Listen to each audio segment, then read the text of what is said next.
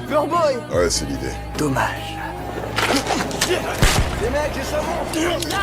Lâchez. L'instinct de survie le pousse à se débattre de toutes ses forces. Il arrache sa liberté et fonce droit dans la forêt au bord de la route. Derrière lui, les coups de feu éclatent, les cris résonnent. Ces hommes n'ont clairement aucune intention de le laisser vivre. Comme une bête blessée, il court à travers les arbres. Il fuit sans réfléchir, jusqu'à l'épuisement total.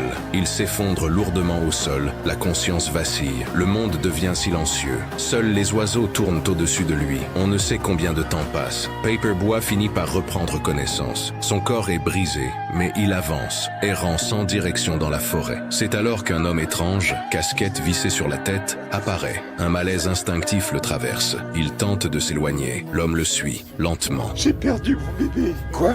J'aime pas partager lèvre à lèvre. T'as des maladies?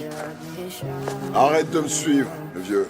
Sans un mot, la nuit tombe, la forêt devient oppressante. Lorsqu'il recroise l'homme, celui-ci se tient près d'un cerf éventré. Les entrailles sont répandues sur le sol. Il pointe les viscères et donne à Paperboy un surnom humiliant, boyau de cerf. Puis il commence à l'insulter, à le provoquer, à le traiter de bon à rien, de fou. Paperboy craque. T'es têtu et t'es noir. Putain, je suis sérieux. Tu vas me foutre la paix, ouais.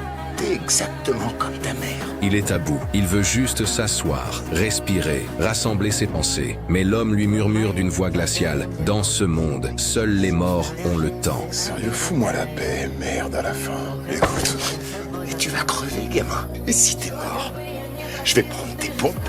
Putain. Et si tu t'es pas tiré d'ici là, je te ferai du mal.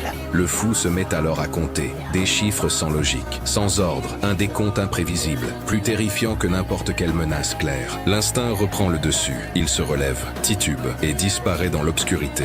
Derrière lui, le comptage dément continue de résonner. Il finit par sortir de la forêt, mais l'homme à la casquette et le cerf éventré resteront à jamais gravés dans sa mémoire. Un cauchemar dont il ne se réveillera jamais vraiment.